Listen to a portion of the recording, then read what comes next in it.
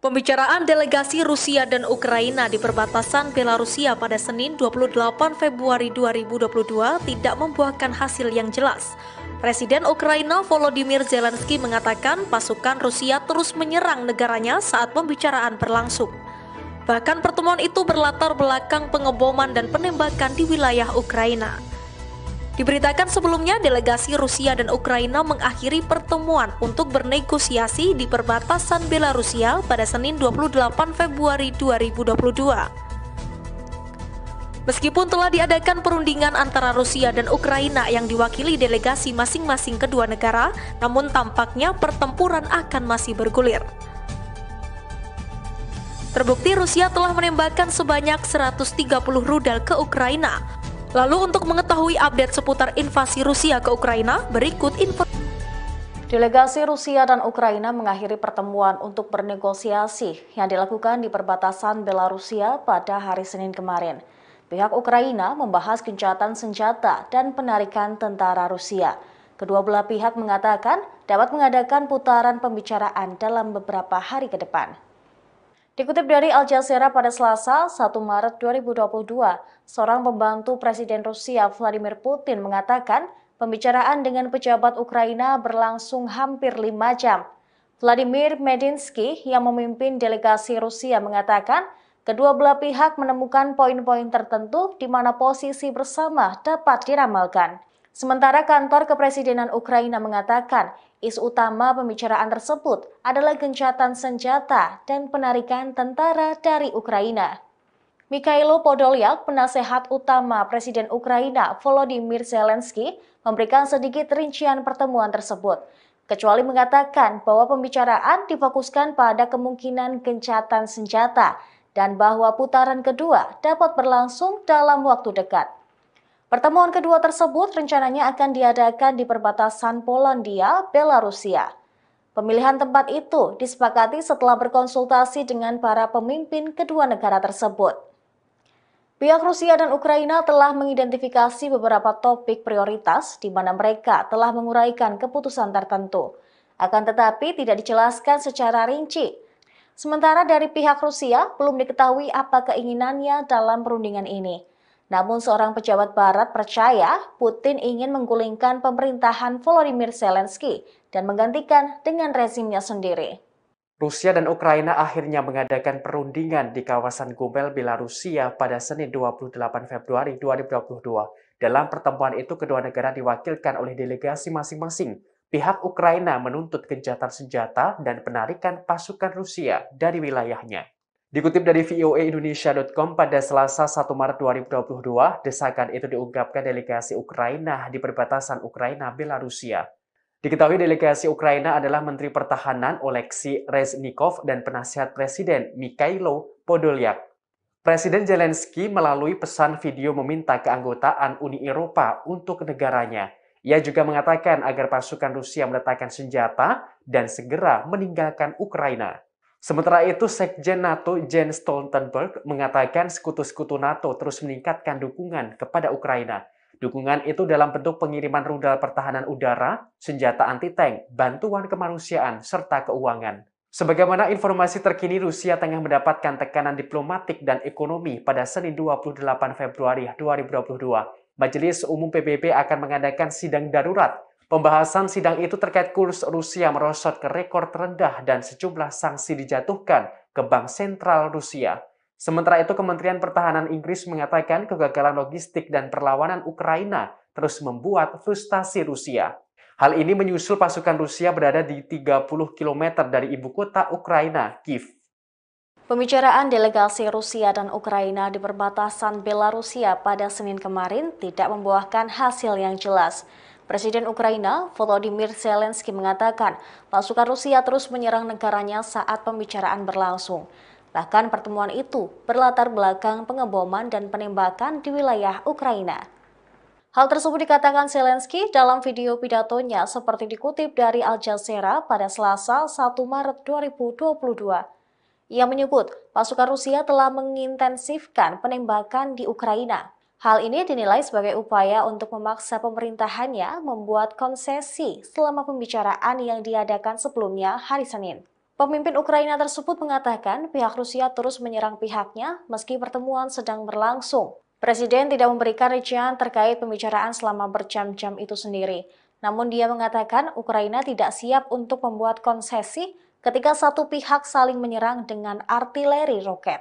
Zelensky mengatakan bahwa Kiev, ibu kotanya, tetap menjadi tujuan utama bagi Rusia. Pasukan milik Putin itu juga telah menembaki kota Kharkiv dengan artileri roket. Diketahui pembicaraan antara delegasi kedua negara tersebut belum menemukan titik terang. Sementara kantor kepresidenan Ukraina mengatakan isu utama pembicaraan tersebut adalah gencatan senjata dan penarikan tentara dari Ukraina. Mikhailo Podolyak, penasehat utama Presiden Ukraina, mengatakan akan diadakan pembicaraan kedua beberapa hari ke depan di perbatasan Polandia-Belarusia.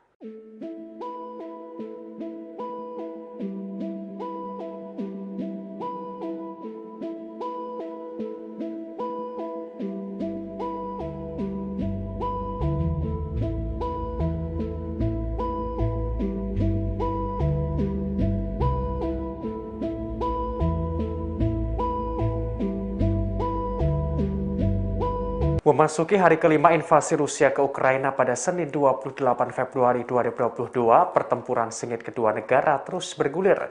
Sejumlah peristiwa terjadi mulai dari jumlah korban yang tewas termasuk warga sipil, hingga kecepatan Rusia melambat tetapi tetap membidik ibu kota Kiev. Dikutip dari Kompas.com yang dilansir dari AFP pada Selasa 1 Maret 2022, pengurangan kecepatan serangan Rusia ini diklaim oleh pasukan pertahanan Ukraina. Kendati begitu, pasukan Rusia terus membidik ibu kota Ukraina, Kiev, untuk merebutnya. Sejumlah situasi militer lainnya terjadi pada hari kelima. Rusia berhasil menghancurkan pesawat terbesar Ukraina, yakni Antonov 225. Agresi Rusia terus bergulir, pihak Ukraina menyebut Rusia menembakkan 180 rudal balistik mobile tipe Iskander. Masifnya serangan membuat kota Berdyansk jatuh di tangan Rusia. Meskipun begitu, Ukraina juga menunjukkan serangan balik untuk mempertahankan diri. Kota Kharkiv masih tetap dalam kuasa Ukraina yang sebelumnya sempat akan jatuh di tangan Rusia. Selain itu, Ukraina mengklaim ada sebanyak 4.300 tentara Rusia tewas atau terluka. Sementara itu, terkait kondisi masyarakat sipil di Ukraina pada hari kelima juga menjadi sorotan. Pemerintah Ukraina melaporkan atas pertempuran ini sebanyak 352 warga sipil tewas sejak awal invasi Rusia. 14 diantaranya merupakan anak-anak. Sedangkan pihak PBB juga merilis korban warga sipil akibat agresi militer ini, yakni ada 120 korban sipil, 7 diantaranya adalah anak-anak. Selain itu dilaporkan sebanyak 500.000 warga Ukraina mengungsi sebagai imbas konflik dua negara tersebut.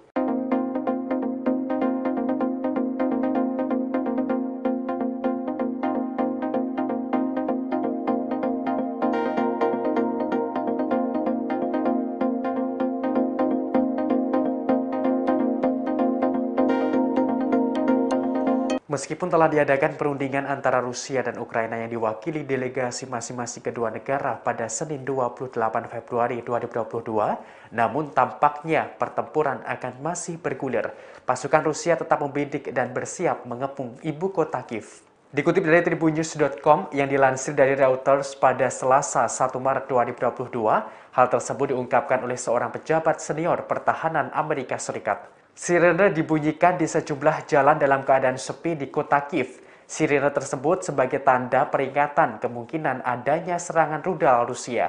Kemungkinan besar kota Kiev akan bersiap dengan terjangan serangan yang lebih buruk dalam beberapa hari mendatang. Terlebih pasukan Rusia makin mendekat pusat kota Kiev.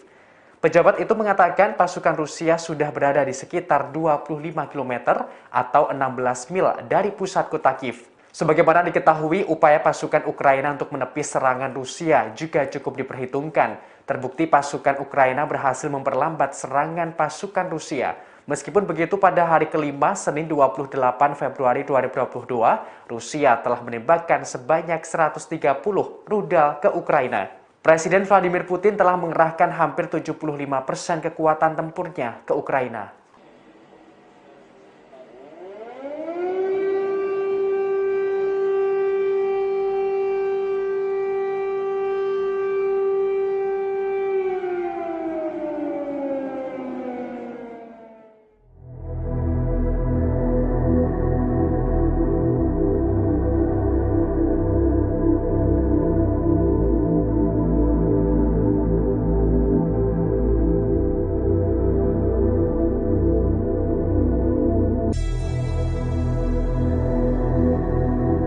Perkembangan terbaru terkait invasi terhadap Ukraina, Rusia mengerahkan pasukan besar-besaran ke kota Kiev, Ukraina pada Senin 28 Februari.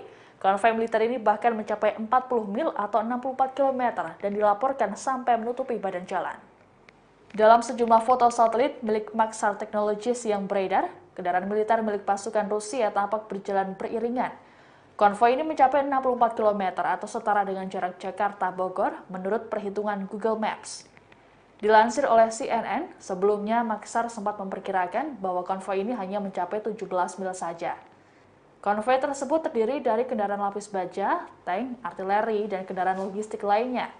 Dari pantauan satelit, konvoi ini membentang dari pangkalan udara Antonov hingga utara kota Pripyat di Ukraina. Kota ini lebih dekat dengan perbatasan Ukraina-Belarus dan reaktor Chernobyl ketimbang pusat kota Kiev. Di dekat konvoi tersebut juga terdapat gumpalan asap yang membumbung dari sejumlah bangunan di utara dan barat laut Ivankov. Namun belum jelas apa yang menjadi penyebab kepulan asap tersebut.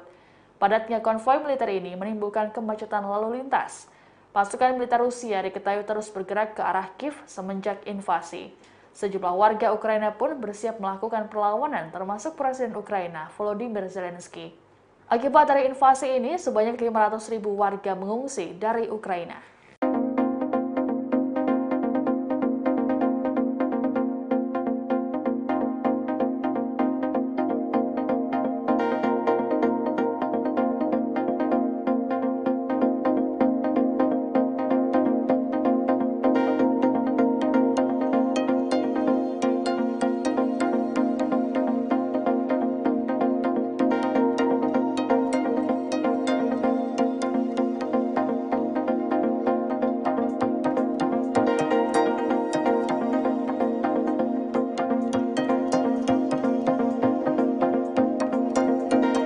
Konvoi militer Rusia yang turun di ibu kota Ukraina, yaitu kota Kiev, membentang sekitar 40 mil atau 64 km.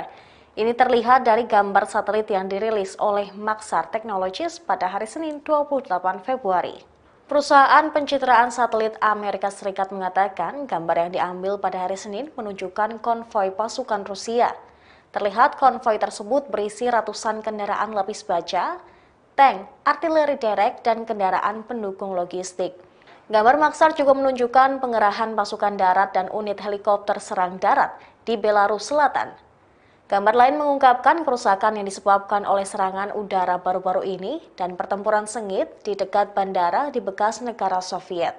Citra satelit lainnya menunjukkan kepulan asap di dekat bandara Antonov di Hostomel yang dirusak oleh serangan udara baru-baru ini dan pertempuran sengit di dalam dan di dekat bandara. Sementara itu dilaporkan pasukan Rusia juga menembaki kota terbesar kedua Ukraina pada hari Senin, menguncang lingkungan perumahan dan mendekati ibu kota Kiev. Presiden Ukraina Volodymyr Zelensky mengatakan bahwa peringatan penembakan ditujukan untuk memaksanya membuat konsesi. Dia tidak memberikan rincian perbincangan selama berjam-jam yang terjadi sebelumnya, tetapi ia mengatakan bahwa Kiev tidak siap untuk membuat konsesi ketika satu pihak saling memukul dengan artileri roket. Serangan rudal menewaskan puluhan warga sipil di kota kedua Ukraina, yaitu Kharkiv. Sementara sirine serangan udara terdengar lagi di ibu kota Kiev. Presiden Ukraina Volodymyr Zelensky menyebut pengeboman Rusia di Kharkiv sebagai kejahatan perang. Video menunjukkan daerah perumahan dibombardir dengan bangunan apartemen diguncang oleh ledakan kuat berulang-ulang. Kilatan api dan gumpalan asap abu-abu pun terlihat. Mengutip The Washington Post pada Senin 28 Februari, para pejabat Ukraina mengatakan sedikitnya 11 orang tewas dan lebih banyak lagi terluka di kota timur Kharkiv pada Senin pagi setelah Rusia meluncurkan serangan roket.